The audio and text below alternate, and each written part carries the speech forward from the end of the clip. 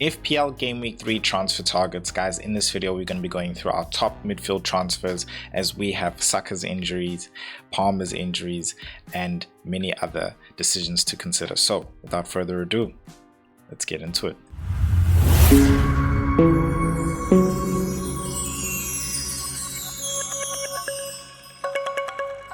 So here's a stat for you guys.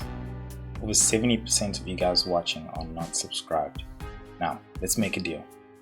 So in the next few minutes, if you guys get the value that you're looking for from this video, please do me a huge favor and hit that subscribe button. It would honestly make a huge difference in helping me and my one-man team, bringing you guys more content throughout the season. So, sounds like a deal?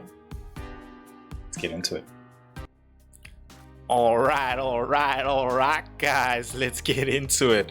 Game week 3 top 3 midfield transfers, starting off with Bruno Fernandes. This is really more so as a Man United pick.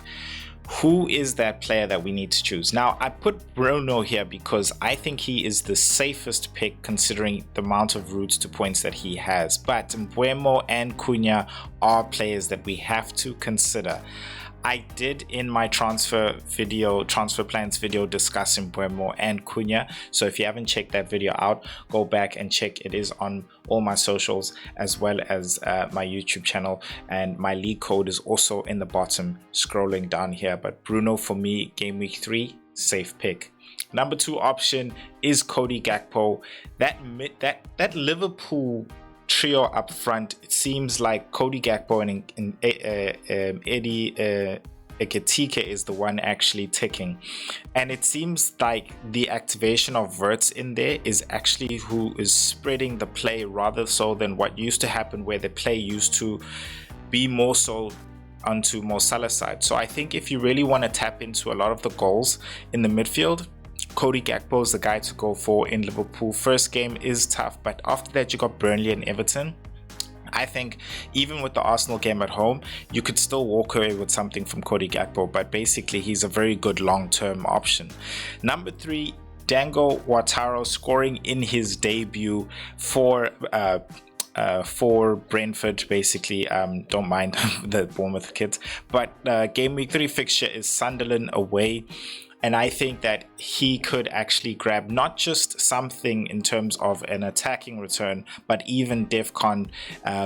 That Brentford team seems to be really pushing a very good press, which is really getting a lot of the number of the guys in the front line having DEFCON. So it's really interesting that he is a 6 million option, 0.5 owned. I think great entry, and maybe a 6 million option that you could keep on the bench and rotate with somebody as well. So those are my top 3 options when it comes to midfield transfers. Let's discuss some honorable mentions. I think Semenyo for me is definitely an option if you haven't already got him. Tough fixture game week 3 with Tottenham, but then you have Brighton at home, Newcastle at home as well, and then a Leeds game away. So I think being the talisman in that team, it's a no-brainer. And then another option is Elanga, playing game week 3 Leeds away there for Newcastle, with a game week 4 fixture of Wolves at home.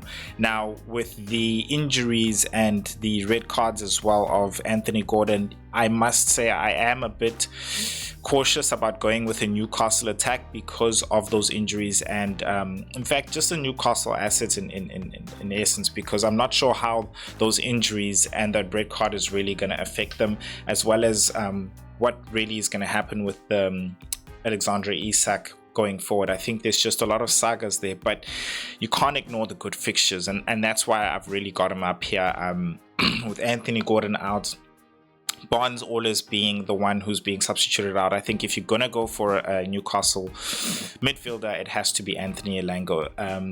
Estavo William, looking like a really great option there from Chelsea, 6.5 as well, low owned, and playing Fulham. I think with Chelsea at the moment in the fixtures they have, being the team they are, I think their fixtures still look really good, with Fulham at home, even Brentford away in the next fixture, and Man United away as well. I think they can definitely handle that. But I think Gustavo really for me is more so a pick of, yes, differential, but also what's going to happen if Cole Palmer is out. Will his minutes actually increase? And if they do, we've seen how impactful he is in that Chelsea wing as well. So I think he would get more minutes, and I think if you're looking for a differential and a way into that Chelsea side, monitor that Cole Palmer injury, and then see whether or not you're actually interested in getting Gustavo. But I would put the other players, of course, ahead of him. So I think for me, because I put him a bit sort of like a last option here, in the sense that yes, Aston Villa away, that could prove to be a tough game, considering Villa themselves are probably going to be looking to redeem themselves after very bad performances in game week 1 and 2, both defensively and attacking as well, and that could prove very difficult for a Crystal Palace team who is going to be playing again midweek on a Thursday. So Sa for me really is just the option, considering, you know, Eze being gone, he could be seen as now the real outlet when it comes to attack, along with Mateta, of course. And I think the fixtures are looking good.